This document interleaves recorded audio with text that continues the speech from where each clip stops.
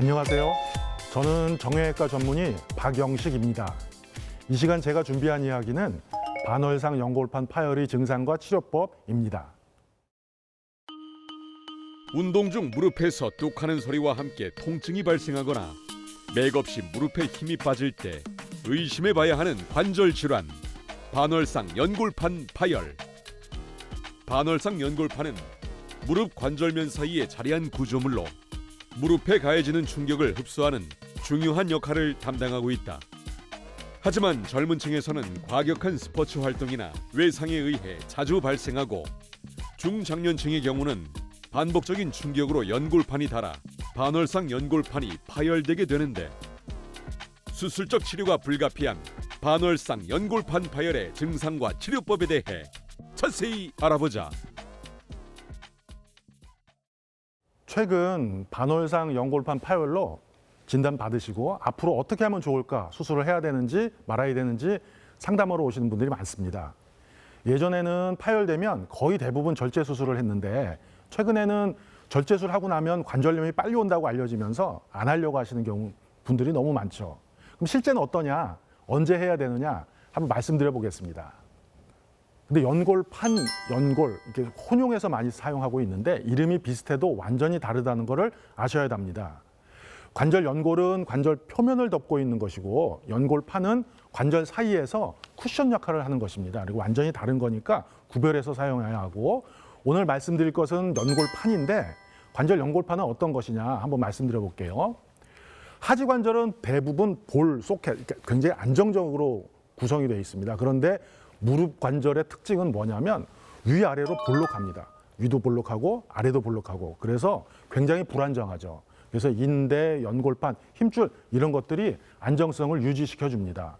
이 연골판도 무릎 속에서 그 쿠션 역할을 하면서 안정성을 유지시켜 주는 구조물인데 이게 불안정하니까 굉장히 잘 다칩니다. 그래서 관절염도 상당히 많고요. 다른 관절에 비해서. 연골판의 모양은 C자로 되어 있습니다. 한쪽 무릎당 내치기 하나, 외치기 하나 두 개가 되어 있고 대부분 콜라겐으로 구성되어 있습니다.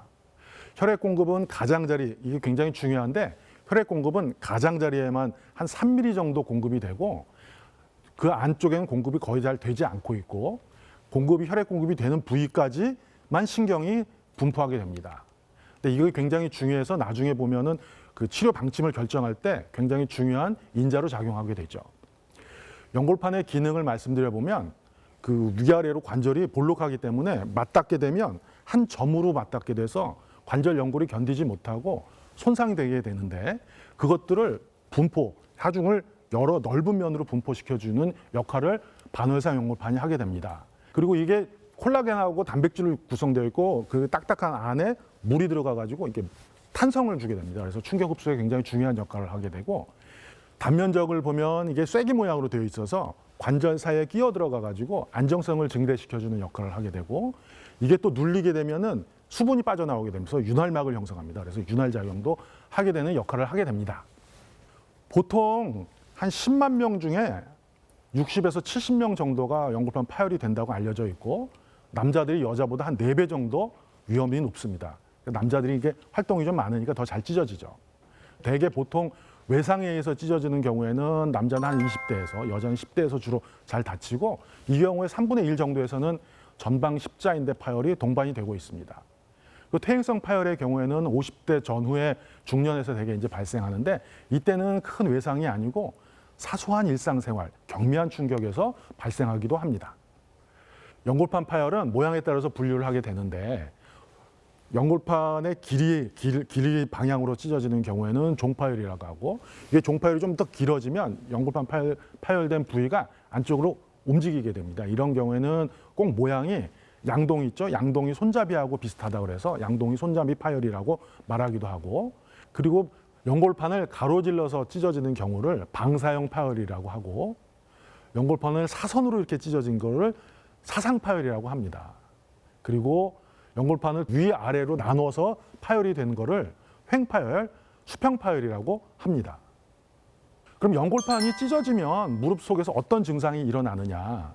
이게 찢어진 부위가 덜렁덜렁 움직이면서 관절 사이에 탁 끼게 되면 움직이다 딱 끼는 느낌이 듭니다. 이걸 걸림이라고 하고, 아예 무릎이 구부렸다 폈다가 잘 안 되는 경우도 간혹 있습니다. 이거는 이제 락킹, 잠김이라고 해서 이게 무릎이 잘 안 움직여요. 이게 흔들어야 펴지는 경우가 간혹 있는데 이런 경우는 보통 무릎 속에 유리체가 있든지 아니면 이렇게 연골판이 찢어져 있는 경우에 있을 수 있으니까 이런 경우에 꼭 병원 가서 진단을 받아보셔야 합니다.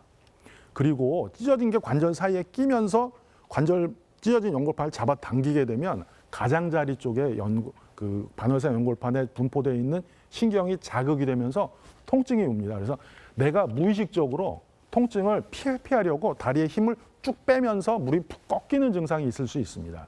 이런 경우에도 꼭 병원에서 진단을 한번 받아보시는 게 좋고, 찢어진 부위를 잘 만져보시면 이 관절 선을 느낄 수 있는데 그 부위에 누르게 되면 압통이 있을 수 있습니다.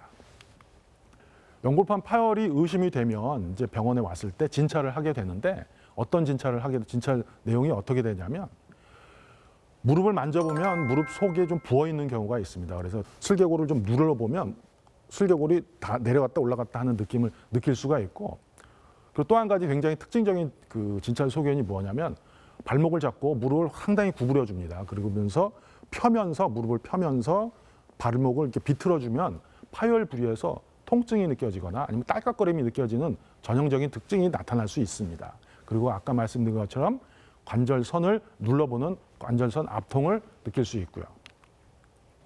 진찰 소견은 그렇지만 이제 검사를 해봐야 되는데 보통 정형외과 진료를 보게 되면 일반 엑스레이를 먼저 찍게 됩니다. 근데 방사선 엑스레이상으로는 반월상 연골판이나 연골이 눈에 보이지 않기 때문에 방사선 엑스레이 가지고는 진단할 수는 없는데, 근데 이걸 왜 찍냐면 동반될 수 있는 골절, 박리성 골연골염 아니면 무릎 속 안에 있는 유리체 같은 것을 확인해야 되고, 그것을 확인해야 추후 수술이나 치료 계획에 그 도움이 될 수 있기 때문에 촬영을 하게 됩니다. 그리고 최근 들어서는 역시 정확한 진단을 하기 위해서는 MRI 촬영을 빼놓을 수가 없습니다. 이 MRI는 반월상 연골판 파열의 정확도 보통 85%에서 95% 정도의 정확도를 보여준다고 하고요. 이렇게 MRI에서도 진단이 안 되고 계속 통증이 있다, 이런 경우에는 관절 내시경을 위해서 진단적 내시경 검사를 하게 되고 이게 MRI보다도 훨씬 더 정확합니다. 진단적 내시경술은 98% 정도의 확진율을 보입니다. MRI에서도 진단되지 않는 것을 진단할 수 있고요. 진단적 내시경술에 쓰는 내시경은 2에서 3mm 정도로 굉장히 가는 것을 사용하기 때문에 국소 마취로 하는 경우도 가능합니다. 근데 여기서 이상이 발견이 되면 곧바로 수술로 전환도 가능합니다. 관절 내시경의 장점은 관절 내시경 직경이 굉장히 작기 때문에 절개를 굉장히 적게 해도 되고, 이게 한 3배 정도, 3배 이상 확대되기 때문에 굉장히 자세히 보면서 수술을 할 수가 있습니다.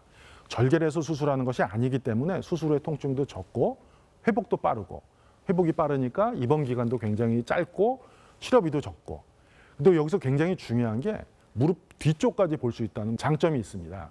뒤쪽까지 볼 수 있기 때문에 뒤에서 절개해서는 할 수 없는 뭐 절제술이나 봉합술 등을 할 수 있는 것이죠.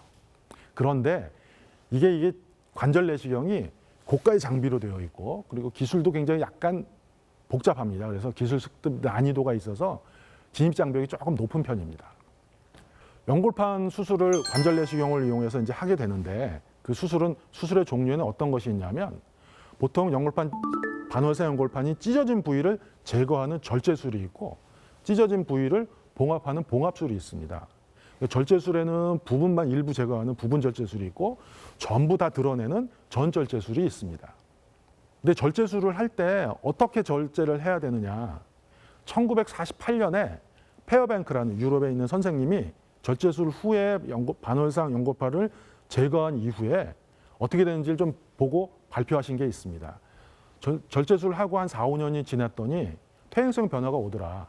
절제술을 많이 한 데는 퇴행성 변화가 더 많이 오고 적게 한 데는 퇴행성 변화가 좀 적게 오더라 라는 것을 발표하였고, 이후에 반월상 연골판을 절제할 때 어떻게 해야 되느냐, 그러면 가능한 절제를 적게 하자, 가능한 많이 남기자는 것이 원칙이 되었고, 불안정하게 흔들거리는 것만 제거합니다. 그렇게 하고 급격하게 꺾이는 부위는 그 부분이 그 기점이 돼서 더 찢어질 수가 있기 때문에 좀 부드럽게 만들어주는 것이 중요하고, 그리고 그 절단면, 잘라낸 면이 너무 막 깨끗하게 하려고 하다 보면 오히려 더 외상을 주기 때문에 그렇게 하지 않는 것이 좋겠다고 하고 연골판이 단단한지 괜찮은지를 확인을 계속 하는 것이 중요합니다. 반월상 연골판이 생각보다는 단단한데 연골판이 변성이 된 건 물컹물컹하거든요. 그래서 제거하다가 단단한 데가 나타나면 딱 멈추고 거기까지만 해라. 이런 원칙들이 세워지게 되었습니다. 그래서 반월상 연골판을 절제를 하고 이후에 어떻게 되는가를 한번 보고한 논문들이 여러 가지가 있는데 보통 일반적으로 어떻게 보고를 하냐면 부분 절제술을 하고 4, 5년이 지났더니 40%에서 관절염이 관찰된다라는 보고들이 많이 있습니다. 그런데 중요한 것이 뭐냐면 나이도 중요하지만 오히려 그것보다 더 중요한 건 연골 상태다. 연골이 안 좋을수록 절제술 후에 결과가 훨씬 더 안 좋았다라고 보고하고 있습니다. 그래서 수술 전 방사선 사진이 정상이면 10년 뒤에도 90%에서 좋은 결과를 보였다고 합니다. 파열의 양상에 따라서도 수술 후에 결과가 좀 다른데 퇴행성과 관계되어 있는 수평 파열이나 복합 파열에서보다 양동이 파열이나 양동이 손잡이 파열이나 사상 파열, 방사선 파열에서 절제술 후에 추후 결과가 훨씬 더 좋은 것으로 나타났고 보통 우리가 젊은 남자나 젊은 환자나 남자에서 훨씬 더 만족도가 높은 걸로 우리가 지금 알고는 있습니다. 그런데 실제로 연구해 보니까 큰 차이는 없더라 한 얘기였고 결국 제일 중요한 것은 수술 전에 관절염이 얼마나 있었느냐 그 진행 정도에 따라서 수술, 절제술 후에 추후에 결과가 차이가 있더라. 관절 연골이 건강했던 경우에는 수술 후의 결과도 좋았다 이렇게 말씀드릴 수 있습니다. 연골판 파열이 다 절제만 하는 것이 아니고 봉합이 가능한 경우가 있는데 어떤 경우냐면 외상에서 찢어진 경우 그리고 종파열, 양동이 손잡이 파열인 경우에 봉합을 시도해 볼 수 있습니다. 그런데 중요한 것이 연골판 반월상 연골판 파열인 가장자리 쪽에만 혈액순환이 혈액 공급이 된다고 했습니다. 혈액 공급이 안 되는 부위는 봉합을 해놔도 자연 치유, 힐링이 되지 않습니다. 아물질 않는다는 얘기죠. 그래서 가장자리 쪽이 찢어진 경우에 반월상 연골판에 가장자리 쪽이 찢어진 경우에는 봉합에 적응이 됩니다. 그리고 또 중요한 것이 파열된 부위에 변성이 되거나 퇴행성 변화가 있으면 봉합을 해놔도 아물지 않게 됩니다. 그래서 외상성으로 파열된 경우라 하더라도 시간이 좀 지나면 몇 달 이렇게 지난 경우에는 그 부위에 변성이 오기 때문에 봉합을 해도 잘 아물지 않게 되죠. 그래서 이런 경우에는 이렇게 파열된 경우에는 봉합 수술은 조금 서둘러서 하시는 것이 좋습니다. 파열된 반월상 연골판을 봉합한 경우에 성공률은 보통 80에서 85% 정도로 얘기하고 있습니다. 수술 시기는 빨리 할수록 좋다고 되어 있고요. 전방 십자인대 파열과 동반된 경우에는 이게 전방 십자인대 수술을 할 때 그 뼈에다 구멍을 뚫게 되는데 그 구멍에서 골수가 흘러나오게 되죠. 그래서 이 골수 때문에 연골판 봉합이 훨씬 더 잘 되게 잘 일어나는 것으로 되어 있습니다.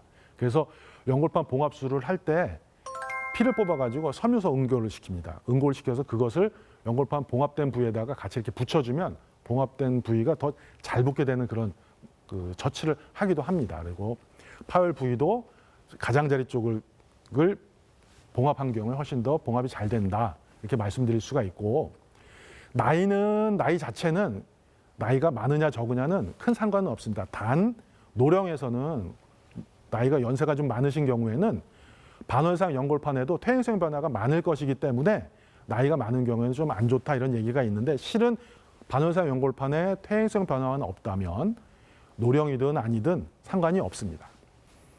실제 환자분을 말씀드려보면 10대 후반의 여자 환자입니다.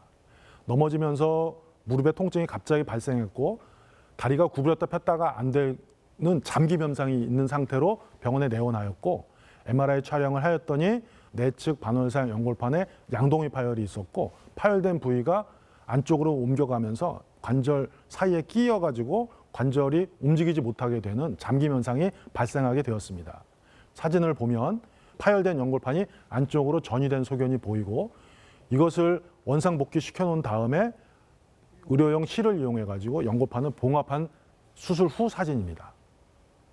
퇴행성 연골판 파열의 경우를 말씀드려보면 퇴행성 연골판 파열은 뚜렷한 외상이 없이 우연히 MRI를 촬영한 경우에서도 MRI 촬영을 했더니 퇴행성 관절염이 있는 경우에 60% 이상에서는 연골판 파열이 발견이 됩니다.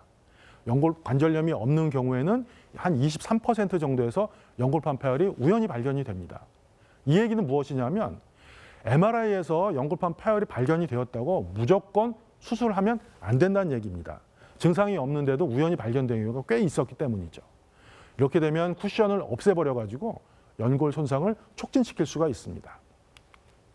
퇴행성 연골판 파열의 가장 중요한 것 중에 하나가 내측 반월상 연골판의 기저부 뒤쪽이 찢어지는 경우를 말씀드릴 수 있는데, 건널목에서 갑자기 뛰든가 버스에서 내리다가 충격이 좀 들어가면 그러면서 갑자기 무릎 뒤가 누가 걷어찬 것처럼 아프고 종아리까지 막 땡기고 아파서 처음엔 디스크인 줄 알고 척추 치료 받다가 안 돼가지고 찾아오시는 분들이 상당히 있습니다. 그래서 진단을 해봤더니 내측 반월상 연골판의 뒤쪽 부위 기저부에 파열이 있는 경우다. 이렇게 진단이 되는 경우가 종종 있습니다. 이런 경우에 수년 전까지는 부분 절제술을 했습니다. 부분 절제술을 했더니 나중에 봤더니 퇴행성 관절염이 갑자기 또 급격히 오는 거예요. 그래서 어떻게 할까 하다가 이 부위에 봉합을 해보자. 그렇게 해서 봉합을 했는데 최근 장기 추시 결과들이 나오는 걸 보면 봉합했더니 퇴행성 관절염으로 진행하는 것들이 어느 정도로 예방이 되더라 하는 보고들이 꽤 있습니다. 그래서 최근에는 내측 반월상 연골판 뒤쪽 기저부 파열인 경우에는 봉합술을 하는 것이 권장되고 있고, 이 경우에도 중요한 것은 연골판 파열에 퇴행성 변화가 있는가입니다. 실제 환자분을 말씀드려보면 50대 여자분이신데 버스에서 내리시다가 갑자기 무릎 뒤쪽이 아프다고 찾아오셨습니다. 처음 들어올 때는 잘 걷지도 못하고 휠체어를 타고 들어오셨죠. 그래서 엑스레이상으로는 이상 소견이 발견되지 않았고 반월상 연골판 파열이 의심되어서 MRI 촬영을 하였고 내측의 반월상 연골판 기저부 파열이 확인되었습니다. 파열된 지 얼마 되지 않았기 때문에 곧바로 관절 내시경을 이용해서 반월상 연골판 봉합술을 곧바로 시행하였습니다. 반월상 연골판 전 절제술을 하는 경우에 그 부위에 퇴행성 변화가 오는 것은 어쩔 수 없는 사실인데 이것을 예방하기 위한 치료법들이 제한이 되었습니다. 보통 우리가 이제 죽게 되면 심장이나 콩팥이나 각막이나 기증을 하게 되죠. 외국에서는 무릎도 기증을 합니다. 그래서 인대도 기증을 하고 연골판도 기증을 하죠. 이렇게 기증된 연골판을 갖다가 전 절제술을 한 무릎에 이식 수술을 할 수가 있습니다. 그래서 동종 반월상 연골판 이식 수술을 하게 됩니다. 보통 언제 하게 되느냐? 전 절제술을 한 분에 있어서 50세 이하 젊은 분들인 경우 퇴행성 변화가 거의 없고 인대도 정상이고 무릎도 똑바로인 경우에, 근데 수술하고 났더니 연골이 못 견디면서 그 부위에 통증도 오고 붓는 이런 증상이 있는 경우에 반월상 연골판 이식술을 하게 되고, 이식술을 하게 되면 보통 한 85% 이상에서 성공을 하게 됩니다. 근데 이게 굉장히 행운이라고 할 수 있는 게 동종 연골판 이식, 동종 이식을 하게 되면 보통은 면역 반응에 의해서 이식 거부 반응도 있을 수 있는데 무릎 속 안에서는 이식 거부 반응이 굉장히 적습니다. 그래서 그 면역 반응이 있는지를 미리 검사할 필요도 없고 그냥 이식을 하게 되면 거의 대부분 큰 문제 없이 이식 거부 반응 없이 이식에 성공할 수 있습니다. 이번에 보여드릴 사진은 동종 반월상 연골판 이식술을 한 분의 사진입니다. 수술 전 사진을 보시면 반월상 연골판이 전부 절제되어서 남아있는 것이 하나도 없는 상태이고, 수술 후 사진을 보시면 연골판을 이식해가지고 연골판을 복원한 수술 후 사진입니다. 반월상 연골판 파열, 지금까지 수술을 말씀드렸는데 사실은 무슨 치료든 처음에는 보존적 치료를 하게 되어 있죠. 처음 무릎을 다쳐서 와서 검사를 했더니 연골판 파열이 있는데 굉장히 파열된 정도가 굉장히 사이즈가 작다. 한 5mm 정도 이하로 적다. 그런 경우에는 아무리 그 연골판 파열이 증상이 있다 하더라도 기부스 고정을 한 4에서 6주 정도 먼저 해주게 됩니다. 그렇게 하면 저절로 안에서 상처 치유가 되면서 연골판이 다시 아무는 경우가 있기 때문에 처음부터 바로 수술하지는 않고요. 근데 물론 종파열이나 양동이 파열이 있어서 전이가 되고 있고 이런 경우에는 연골판 봉합술을 곧바로 하는 것이 올바른 치료법입니다. 그런데 퇴행성 파열인 경우에는 조금 다릅니다. 증상의 유무가 있더라도 절제를 하게 되면 쿠션이 굉장히 적어져서 퇴행성 파열의 경우에는 관절 연골의 퇴행성 변화도 있기 때문에 이런 경우에 반월상 연골판을 절제하게 되면 쿠션이 적어지면서 연골 손상이 굉장히 급격히 진행할 수 있습니다. 그래서 퇴행성 연골판 파열의 경우에는 절제보다는 연골판을 아무래도 좀 더 보존하는 보존적 치료를 먼저 하는 것이 좋겠습니다. 마지막으로 말씀을 드려보면 반월상 연골판이 파열되었을 때 절제술은 그래도 가능하면 심사숙고한다. 무릎에 잠김이나 그 통증이 있어가지고 일상생활이 어려우면 이런 경우에 선택적으로 파열된 부위만 선택적으로 제거하는 절제술을 한다. 봉합이 가능한 경우에는 기다리지 말고 빨리 하는 것이 결과가 훨씬 좋다. 이렇게 말씀드릴 수 있습니다. 그 다음에 체중 조절하는 것이 굉장히 중요합니다.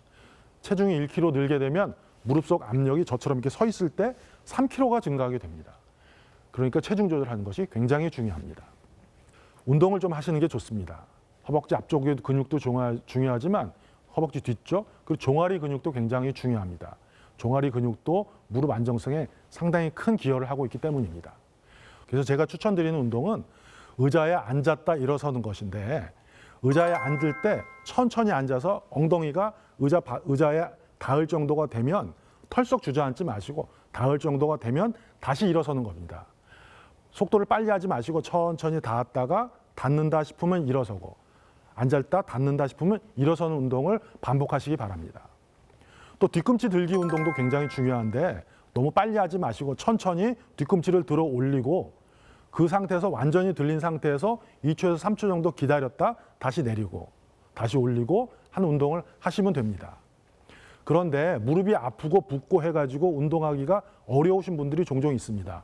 이런 경우에는 의자에 앉아서 무릎을 쭉 편 상태에서 발끝을 내 몸 쪽으로 당겨 올리고 다리를 들어 올리는 겁니다. 그 상태에서 10초간 견디시는 겁니다. 이것을 10회 이상 하시게 되면 무릎 앞쪽의 근력 운동을 하시는데 상당히 도움이 될 것입니다. 그리고 또 무릎의 추가 손상을 방지하는 것이 아주 중요합니다. 거기에 중요한 게 운동 종목의 변경이 있습니다. 구기 종목은 피하고 걷기, 수영, 자전거 같은 운동으로 좀 변경을 하시는 것이 좋고 쪼그리 앉기나 무릎 꿇는 거 이런 거 하지 않는 생활 습관을 좀 변경하는 것이 중요합니다.